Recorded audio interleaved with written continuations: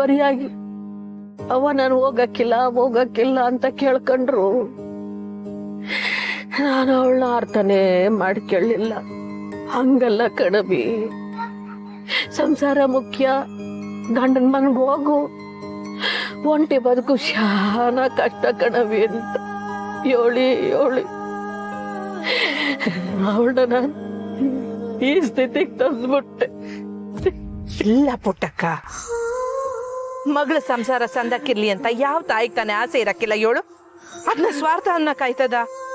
ಇಲ್ಲ, ನನ್ಗೆ ಅವಳ ಪಿರಾಣನೇ ಬೇಕಿತ್ತು, ಅದಕ್ಕೆ ನಾನು ಹಿಂಗ್ ಮಾಡ್ಬಿಟ್ಟೆ. ಅದಕ್ಕೆ ಅವಳು ಯಾರಿಗೂ ಹೇಳ್ದೆ ನಮ್ಮನ್ನೆಲ್ಲ ಬಿಟ್ಟು ಹೋಗ್ಬಿಟ್ಲು.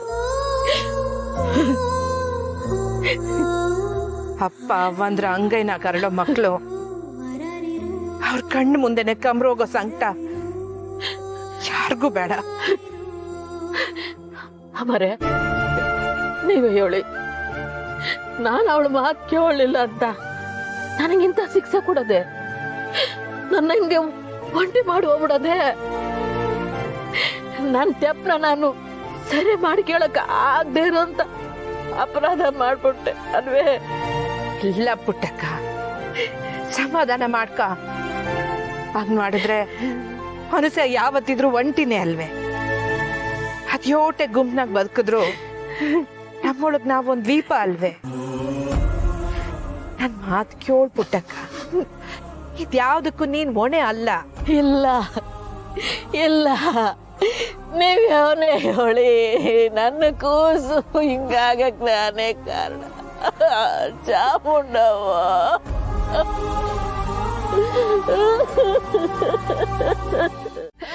ಪುಟ್ಟಕ್ಕ ಪುಟ್ಟಕ್ಕ,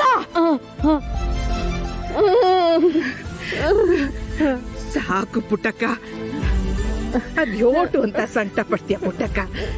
ಸಾಕು ಮಾಡು. ನನ್ ಮಾತು ಕೇಳಿ ನೋಡಿಲಿ, ನೀನ್ ನಿನ್ ಮಗಳಿಗೆ ಬುದ್ಧಿ ಹೇಳಿದ್ರಾಗೆ ತೆಪ್ಪೈತೆ ಅಂತ ಯಾವ್ದ್ಯಾವ್ರು ಕೂಡ ಹೇಳಕ್ಕಿಲ್ಲ.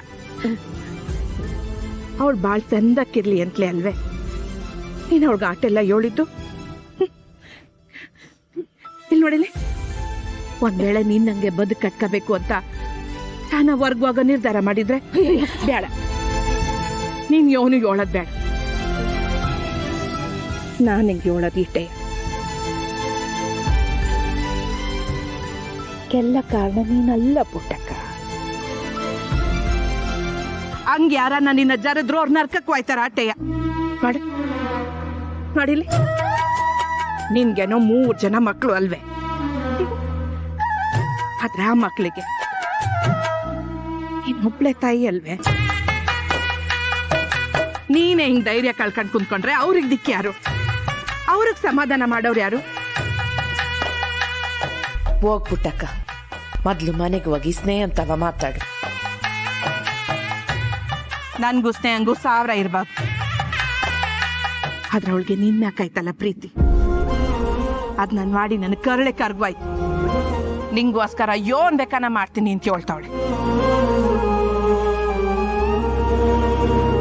ಸಾಕು ನಡಿ ಪುಟ್ಟಕ್ಕ, ಜನರ ಜೊತೆ ಬೆರ್ತಾಗ್ಲೆ ಗಾಯ ಮಾಗೋದು. ಕಾಲ ಎಲ್ಲನೂ ಮರೆಸ್ತೈತೆ ಅಂತ ನಿಂಗೆ ಗೊತ್ತದ. ಆದ್ರೆ ನೀನ್ ಹಿಂಗ್ ಕೊರಗ್ತಾ ಕುಂತ್ಕೊಂಡ್ರೆ ಒಲೆ ಹಚ್ಬೇಕಾಗಿರೋದು ಅವ್ವಾನೇ ಅಲ್ವಾ?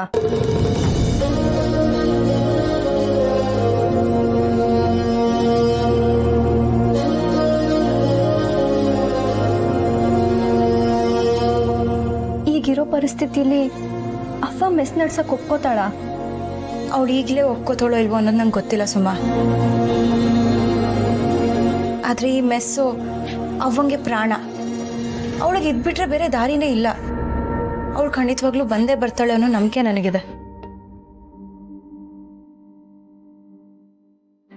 ಆದ್ರೆ ಅವ್ವನ ಮುಂದೆ ಮೆಸ್ ಕ್ಲೋಸ್ ಆಗೇ ಇದ್ರೆ ಅವಳು ಹೇಗೆ ತಾನೇ ಮುಂದೆ ಬರಕ್ ಸಾಧ್ಯ? ಅದಕ್ಕೆ ನಾವೇ ಅವಳಿಗೆ ದಾರಿ ತೋರಿಸ್ಬೇಕು ಅನ್ನೋ ಕಾರಣಕ್ಕೆ ಈ ನಿರ್ಧಾರ ತಗೊಂಡಿತ್ತು. ಅಕ್ಕ, ನಂಗೆ ಬುದ್ಧಿ ಬಂದಾಗಿಂದ ಅವ್ವ ಒಂದಲ್ಲ ಒಂದು ಕಷ್ಟ ಇರ್ತಿತ್ತು. ಅವ್ವನ್ನ ನೋವಲ್ಲಿ ನೋಡ್ದಾಗೆಲ್ಲ ನಾನು ಚೆನ್ನಾಗಿ ಓದಿ ಒಳ್ಳೆ ಕೆಲ್ಸಕ್ಕೆ ಸೇರ್ಕೊಂಡು ಅವ್ವನ್ನ ತುಂಬಾ ಚೆನ್ನಾಗಿ ನೋಡ್ಕೋಬೇಕು ಅಂತ ಅನ್ಕೋತಿದ್ದೆ.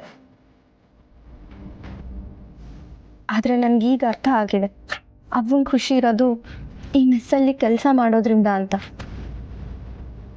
ನೀನು ಹೇಳ್ದಂಗೆ ಅವಂಗೆ ಯಾವಾಗಲೂ ಒಂದಲ್ಲ ಒಂದು ತೊಂದರೆ ಇದ್ದೇ ಇತ್ತು. ಅದಕ್ಕೆ ನಾನು ಒಂದು ಕಾರಣನೇ.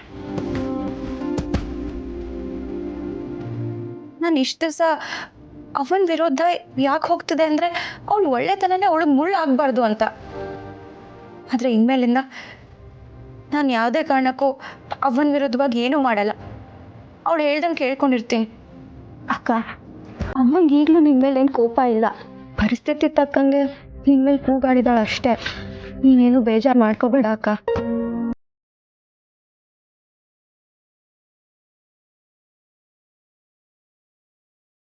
ಪುಟ್ಟಮ್ಮೆ,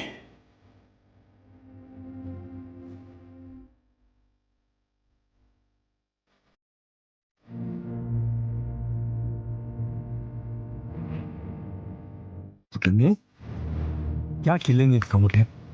ನಡಿ ಬೆಳಗ್ಗೆ. ಸುಮಾ, ನಾನು ಇನ್ಮೇಲಿಂದ ಯಾರಿಗೂ ಕೋಪ ಬರೋ ಹಾಗೆ ನಡ್ಕೊಳ್ಳೋದು ಇಲ್ಲ, ಮಾತಾಡೋದು ಇಲ್ಲ. ನಾನು ನಿಮ್ಮ ಜೊತೆ ಸೇರಿಕೊಂಡು ಕೆಲಸ ಮಾತ್ರ ಮಾಡ್ತೀನಿ. ನನ್ನ ಬಾಯಿಗೆ ತಲೆಗೆ ಕೆಲಸ ಕೊಡಲ್ಲ.